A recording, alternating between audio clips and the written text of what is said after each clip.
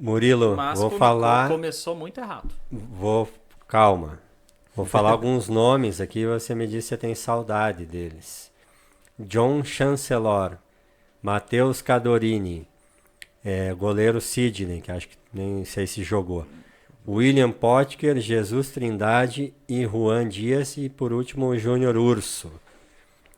Com esses nomes aí, que tipo de avaliação dá para fazer aí sobre a situação do Coxa? Goleiro Sidney, claramente você inventou esse nome, né? Ali, ninguém sabe o que aconteceu ali. Tem muita gente aí que é perfil de Série B. É, o nosso querido João Chancellor ali, por exemplo, ele foi bem na Série B. Ali, mas ele foi bem na Série B. Claramente ele não desempenhou nada na Série A. Jesus Trindade pra mim também foi uma ilusão. Ele acertou meia dúzia de cruzamento ali, jogou bem um período de tempo, não valia o investimento, sabe? Potker, Não, Juan Potker, Dias. pelo amor de Deus, tem algumas coisas que eu prefiro que você não me lembre que aconteceram.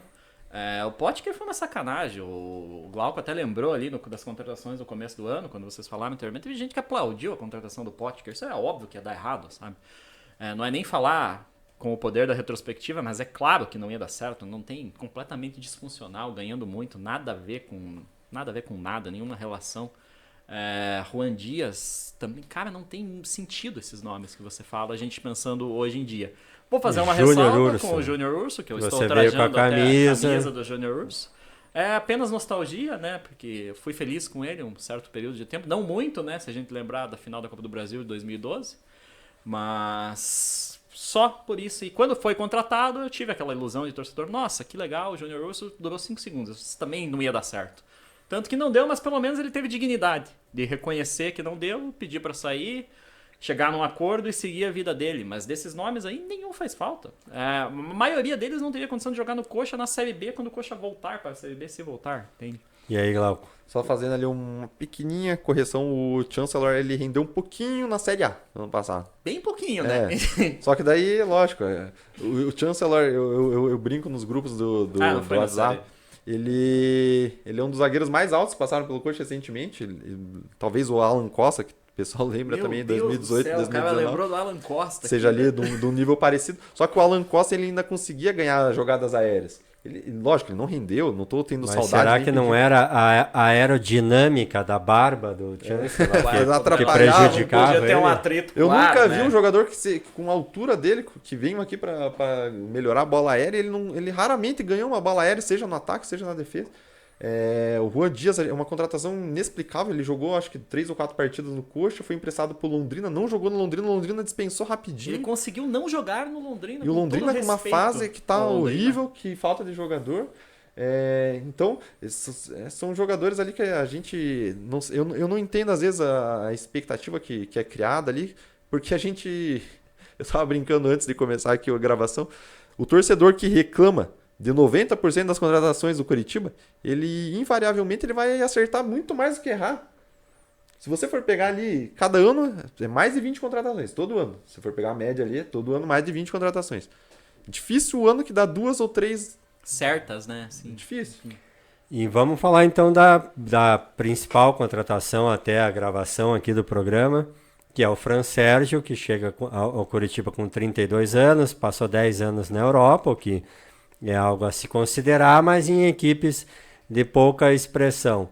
E eu puxei um tweet do Glauco aqui, dizendo que uma contratação que foge ao perfil que a SAF inicialmente definiu para o Coritiba. Mas, infelizmente, a gente na nossa conversa aqui está girando um pouco disso, em torno disso, você acaba tendo que achar alguns pontos positivos, né? Já que nem sempre se consegue o ideal. Qual que é a avaliação que você faz, Glauco, do Fran Sérgio? Considerando ali a última semana, o que aconteceu, os movimentos do mercado. O Júnior Urso, ele mesmo percebeu que não tinha mais algo a agregar e resolveu ali entrar em um acordo e saiu. E o Fran Sérgio, para mim, ele vem para entrar nessa lacuna. Ele vem entrar numa lacuna que a SAF está batendo muito agora, nos últimos 2, 3 semanas, de liderança, de experiência, que talvez tenha faltado. Tenham esperado isso do Urso e ele também não conseguiu agregar. Então, apesar de fugir, qual que era o intuito da SAF? Contratar jovens jogadores com capacidade de render em campo, óbvio, mas que também futuramente trouxessem rendimento, uma revenda, digamos assim, Sim. né? Que bem no fim é o que toda a SAF, não só do Coritiba, ela está visando o lucro. O foco final é o lucro. Então, o Fran Sérgio não vai ser revendido, ele vem até sem custos. Quando ele foi revelado aqui no rival, talvez o pessoal aqui de Curitiba lembre muito dele só no rival e não nas passagens dele em Portugal e na França. Ele era um jogador bem limitado, ele era um volante que inclusive era bem criticado ali pelo torcedor do adversário, não deixou saudade nenhuma, porém, vou fazer ali uma ponderação, digamos assim. Ele vai tentar ter o Ver primeiro momento vou ver otimista. um ponto positivo. Copo cheio, o famoso copo cheio. Ele, em Portugal, Metade, ele se firmou. Né? Aí se você pegar, não, mas ele se firmou só em time pequeno e ele se firmou. Ele foi capitão e teve algum certo destaque no Braga. O Braga hoje é o 4º time em Portugal. Não é lá, vamos lá, não é um dos protagonistas do futebol europeu. Mas conseguiu ali num cenário render. Aí ele foi comprado por uma certa quantia para o Bordeaux na França. O Bordeaux na França é um time tradicional que está em crise. Então ele está acostumado, ele vai chegar no cenário Então é um cenário aqui. que ele está realmente, é um cenário que ele pode contribuir por ter essa experiência. O Bordeaux inclusive foi rebaixado, ele não foi feliz naquela temporada. Ele jogou a segunda divisão, né, lá na França, ficou perto do acesso, não conseguiu. E então, até por essa parte de ter experiência, não só a experiência ali, ficou com 9 ou 10 anos na Europa, mas por ter passado, por ter convivido por essas tipo dificuldades, ele talvez tenha algo ali, não, nessa fase a gente tem que ir por esse caminho, agora não, talvez. Eu acho que é essa a expectativa que o pessoal tem em relação ao Fran Sérgio. Murilo, você que acompanhou a Série B do Campeonato Francês, viu o Fran Sérgio várias vezes, o que você pode acrescentar aí? Eu quero deixar claro que eu tenho amor próprio, então você não tem meu nível de sofrimento ele se restringe ao Coritiba. Não tem o pay-per-view da Série B da França? Não acompanhei a Série B francesa. Não tenho como avaliar o futebol do Fran Sérgio, mas eu posso dizer, diante de todo esse cenário, que pior não vai ser, né? Ele não vai jogar pior que o Urso estava rendendo, e eu tenho um certo carinho. Até porque carinho. o Urso não estava nem jogando. Porque ele não estava nem jogando, né? Chegar nesse ponto ali. Então, melhorar vai. Talvez a gente não consiga perceber tão pequena seja essa melhora. Mas é que não casa com o que foi vendido, com a palavra banalizada de hoje em dia, o projeto. Você está contratando um jogador de 32 anos, não me interessa o salário dele, não sai do bolso da SAF agora, enfim, um problema deles, que quando acabar o contrato ele vai ter 36. Se o projeto é a médio ou longo prazo, o Fran Sérgio cabe nisso? E eu queria que você comentasse, houve claramente, assim, uma, não sei se decepção, frustração, mas parece que o Carlos Amodeu veio com um discurso de que o Curitiba traria vários reforços e quase que imediatamente houve uma mudança de expectativa, assim, né? Que não, veja bem, não vai ser tão fácil, o mercado não está favorável, a situação do Curitiba não é boa. Então dá para criar algum tipo de expectativa ainda nessa janela e tal? Eu não tenho nenhuma expectativa grande porque isso é o inimigo perfeito para a gente se decepcionar mais. Mas, por exemplo, um nome que estava sendo soldado, está sendo bastante falado ali, a gente até estava conversando, é o do Edu, que era atacante do Brusque, né, na Série B. Foi muito bem na Série B, foi para o Cruzeiro, no primeiro momento rendeu no Cruzeiro. Depois na Série B também. Na Série B também, depois foi para a Arábia e voltou, retornou, e o Cruzeiro não tem espaço para ele, seria repassado. Ele até já deu entrevistas, né, dizendo que está disposto a vir, o que é um negócio assim que você já deve se agarrar, né? Pô, o cara está disposto a vir ali. Se ele repetir o desempenho da Série B ali, talvez seja um upgrade já. E assim, ele vai ser melhor que o Zé Roberto. Mas, novamente, tem sentido com tudo que foi vendido e foi falado pela SAF? Então, não tem nenhum sentido no perfil de contratação. Mas se ele chegar e ele entrar em forma e ele for colocado para jogar, eu tenho certeza que ele vai ser o atacante titular. Diante do cenário Cara, em que eu gostei estamos. muito do Murilo falar sobre a expectativa. Expectativa no Coritiba é inimiga da felicidade, é inimiga da alegria. O que aconteceu nessa temporada é um resumo, um retrato. Imagino que foi uma das com maior expectativa, né, dos últimos anos. Sim, porque o Coritiba, se a gente for pegar ali até o ano passado, o Coritiba não fazia contratação despendendo um valor ali para trazer o jogador. Não fazer o investimento, era muito difícil. Aí o ano passado já teve ali investimento 2 milhões de reais no Manga, 2 milhões de reais no Fabrício Daniel. Tá, é um investimento relativamente baixo, pro padrão da Série A, mas já era onde... E este ano não, esse ano só em contratações, no início do ano, antes da SAF assumir de fato, já tinha gasto quase 30 milhões em investimentos.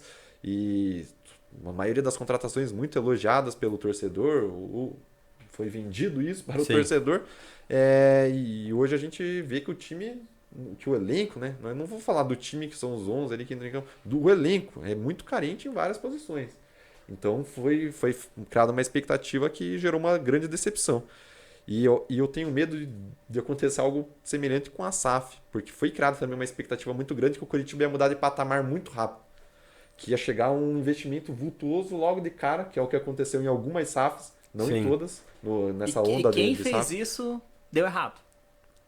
Das SAFs atuais. Se você olhar quem despejou dinheiro normalmente, um Vasco da vida... O Vasco investiu bastante. O pessoal não lembra disso, mas o Vasco investiu bastante. Não já não desse ano. Não está dando certo. Já é o segundo ano de SAF lá. Então tem que vir de acordo com o planejamento. E o Coritiba hoje a gente não sabe dizer se o planejamento vai ser para 2023, se a SAF está entrando para investir em 2023, pensando em 2023 ou para investir já pensando em 2024. Eu ainda acredito. O Coritiba tem 2 jogos-chave agora. Talvez a gente não sei se a gente vai falar no momento futuro aí, eu posso falar já? Pode falar, claro, lógico. O Coritiba vai jogar segunda-feira com o Goiás, que é teoricamente um adversário direto. E no outro final de semana, contra o América Mineiro no Couto Pereira. Só desculpe, Glauco, a preocupação é que já a conversa de jogos-chave já aconteceu e já não deu certo. Já foi com Santos e Inter em casa. Vasco, puxar um pouquinho mais. Sim. E aí, continue. Então, só que nesse momento são 2 jogos que se o Coritiba não ganhar, pronto.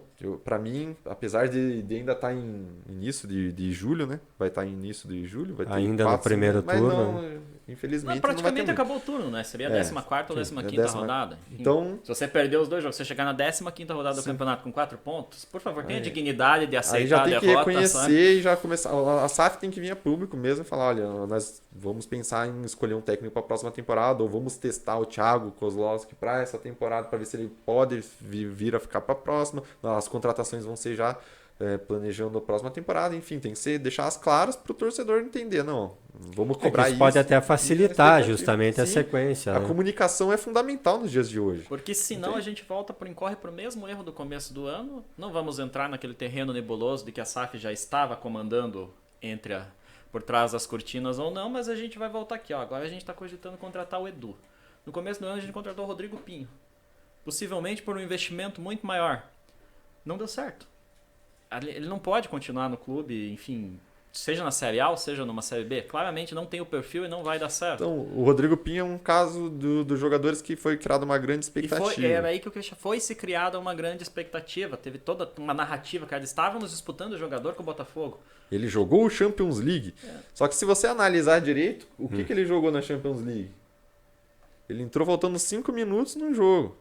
Ele vinha de uma lesão muito grave. Esse é o maior problema para mim do Pinho, foi uma falta de avaliação do qual que era o contexto dele, que ele estava vindo. Ele teve um grande destaque num clube pequeno em Portugal e o Benfica comprou.